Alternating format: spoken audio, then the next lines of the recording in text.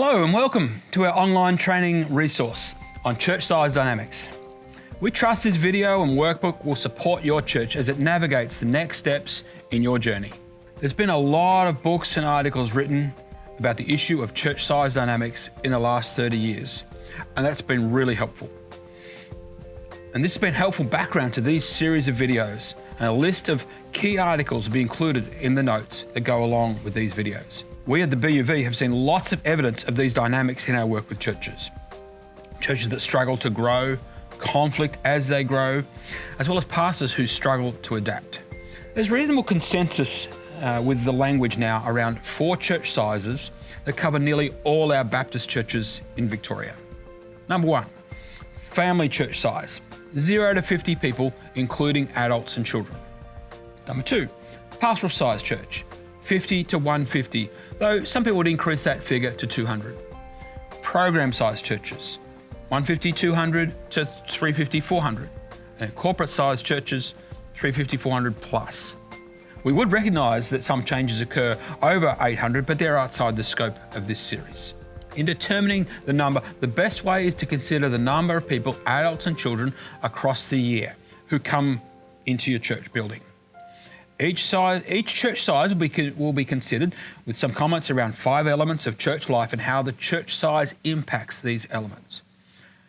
These elements are congregational life, a brief description of how a congregation of this size operates, how people relate to one another in ministry. Governance, how does the congregation make decisions? How do pastors lead? How do leaders lead? 3, the pastoral role, what are the implications for the church size? 4, growth, how do people join such congregations? And 5, transitions, how those congregations move from one size to the next. Let's look at some of the features of each church size. Number 1, family size church. A family size church averages less than 50 at church across the year. Congregational life. It functions as an extended family. 1 or 2 families dominate and set the culture of the church. Everyone knows everyone else well, and the community is very strong. They're very caring of each other and value their traditions highly. Some family-sized churches are churches just starting out, while others have a long history, with some people likely to have been there for 20, 30, or even 50 years. Governance. It's likely that there will be 3 or 4 lay leaders who have a variety of roles, including governance. And some of the long-term people are likely to be in this small group. At times, they can actually be gatekeepers who keep the church under their control. Pastoral role. A family-sized church can only afford a part-time pastor, and so the pastor's role functions a little bit more like a chaplaincy role, one of service leadership and preaching and pastoral care. Pastors can get in trouble if they seek to bring leadership and change quickly. Wise pastors can bring change after they've built up a significant level of trust, but generally not quickly, and will only happen with the consent of the gatekeepers and leaders. Some pastors, though, actually thrive in this church size, particularly where they have a well-received preaching ministry, but perhaps less developed leadership skills. Growth. A family-sized church can grow in a number of ways. The church's local mission can attract those who feel called to that mission. For example, perhaps an inner urban church with an English teaching focus can attract immigrants wanting to learn English. A new church plant can have a fresh vitality and high hospitality focus. A regional or urban fringe church benefits from new estates, new housing estates that opening up that bring Christians to the locality. Transition. Not all family-sized churches will make a transition. Indeed, some rural and small contexts virtually preclude it. A new church plant or a church in revitalisation, particularly if it has a growth area, has a far greater chance of growing. And for the congregation, they'll need to allow the church to grow by opening up relationships and opportunities for others. The pastor also needs to make a transition, and be allowed to do so, from a chaplain to a pastoral leader. And it is a significant change. Number 2. Pastoral size church. Pastoral size church averages 50 to 150 adults at church across a year. Some would see this level going to, say, 200 rather than 150, and it's a little bit of a fluid thing. We won't be legalistic about it. Congregational life. Members recognise each other's faces, know most people's names, and will notice if someone new is present at worship or if someone is missing at worship. There'll be many opportunities to serve and need to serve in growing ministries to children, youth, music, and perhaps other groups in the church life. Governance. In a Baptist church, most decisions, even some minor ones, are taken to the members' meeting for ratification. Members expect most decisions to be made there. Pastoral role. As a church enters this size, the pastor is likely to be now full-time and is expected to provide leadership across the church. We have a circle of leaders who lead in different areas such as children, youth, music, but the pastor still provides the leadership. Pastors are generally the centre of these churches and everything revolves around them. They know everyone knows them, and they offer care to everyone. It may be a care team, but in a crisis, the pastor will be there. The people expect it and the pastor expects it. And pastors have largely been trained to pastor churches of this size. Growth. Growth in the pastoral church will depend mainly on the popularity and effectiveness of the pastor, how well they preach, how well they lead. People join the church because they like the interaction between the pastor and the people. And when new people visit the congregation for the first time, it's likely the pastor will be the first connection point. As such, the pastor is able to bring change after they've won the trust of people, perhaps only 2 years in. If the church grows towards 150, there is then the possibility of adding another, generally part-time staff member.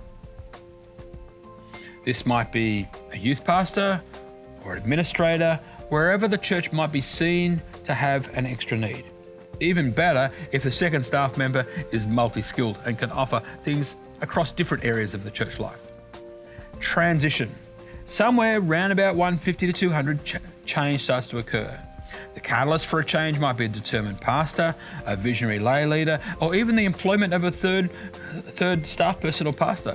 Because the pastor and the second staff member can easily meet informally and over the phone. The third person changes the dynamics, and staff meetings now need to occur. 2 hard-working pastors and key leaders can even grow a church beyond 150 to 200. In fact, I've seen it grow to even 250. But this structure will eventually reach its plateau. There are limits to what it can actually do.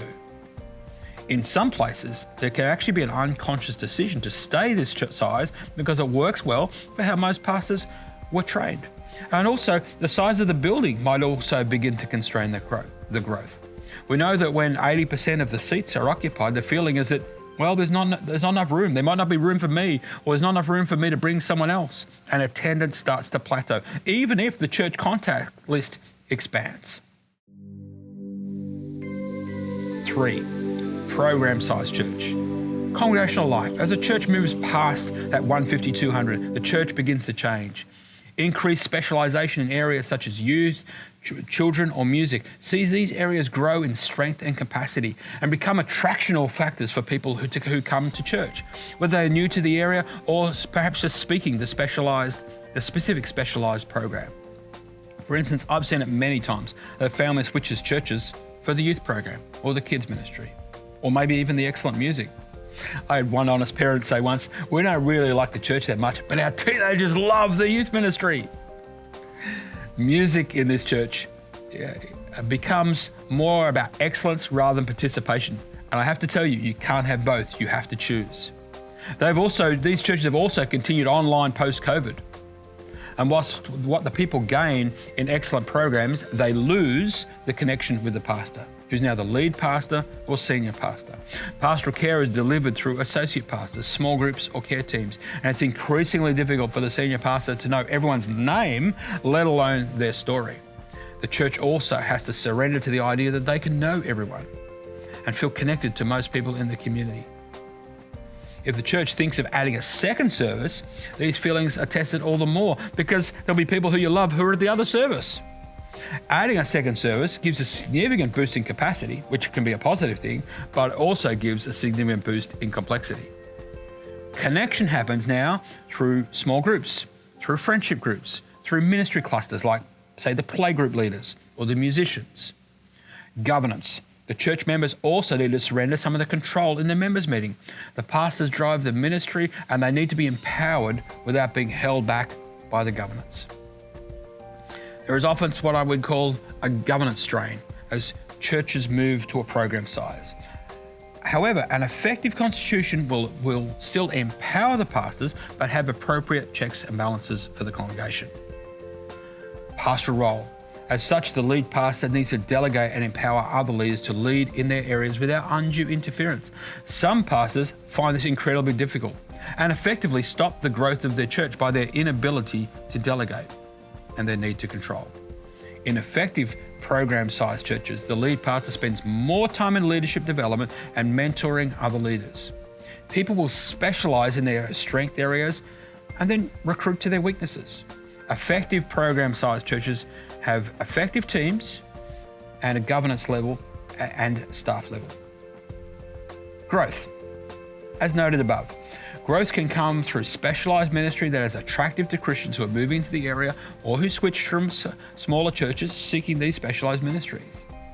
There's likely to be capacity either through staff or key lay leaders for outreach ministries to the community that can either be service-focused or evangelistically focused. Transition. The transition from a program size to a corporate size requires new skills from a pastor. The ability to think strategically and bring all the staff and church along for the journey is critical. There's likely to be a need to have senior staff who lead other staff, so alignment in vision, values, and strategy is critical. Buildings, again, may have something to say here. I know from my experience, moving from a 300-seat building to a 750-seat building automatically changed us to a large corporate-sized church and exposed some shortcomings in leadership, in structure, and dynamics.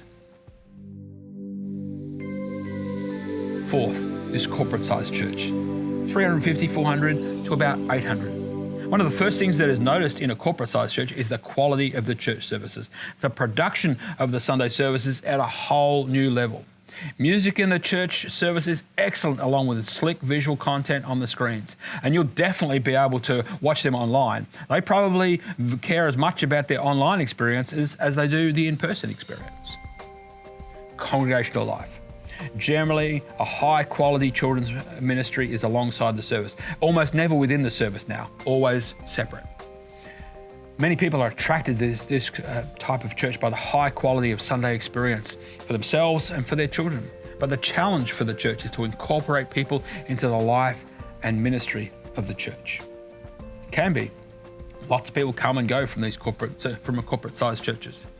It can also be a really good place to hide if someone doesn't want to engage relationally, but just simply wants a Sunday experience. Small groups and ministry groups become important for the connectivity because the senior pastor can't do this anymore. They'll struggle to even know half the people's names. Pastoral care will be delivered through groups and teams led by an associate pastor, perhaps other care teams or elders. It'd be rare for a senior pastor to do a hospital visit. That'd be a really important person for the senior pastor to be involved. Governance. The governance board takes on a whole new role in this church size. The staff team run the ministry of the church. The members, however, are likely to only vote on board members, property and budget matters, and the calling of a senior pastor. Other staff, they'll be decided by the board and or the pastors. Pastoral role. The corporate church is held together by the vision and direction of the senior pastor, with the expectation other staff are going to fall in line. As such, the key to the success of the corporate church is that the multiple staff and its ability to manage the diversity of its ministries in a collegial manner. As maintaining energy and momentum in this corporate church is going to be very difficult when there's division within the staff. Growth. Growth in attendance can happen through people being attracted to the excellent Sunday experience. They may even visit online first and then come to the church after that. The corporate-sized church also has the expertise to do special events that can attract many people at times like Christmas and Easter. As mentioned above, however, the ability to turn attenders into participators in church life is the great challenge and needs some considered strategy, implementation, and review. Transition. This sort of transition that goes from that 350, 400 level towards 800 to 1,000 is another significant transition, but it's beyond the scope of this training. There is certainly some information that is out there about that, and you can source that information. Thanks for taking the time to watch this training time today. We hope it's beneficial for you and for your church. God bless you all.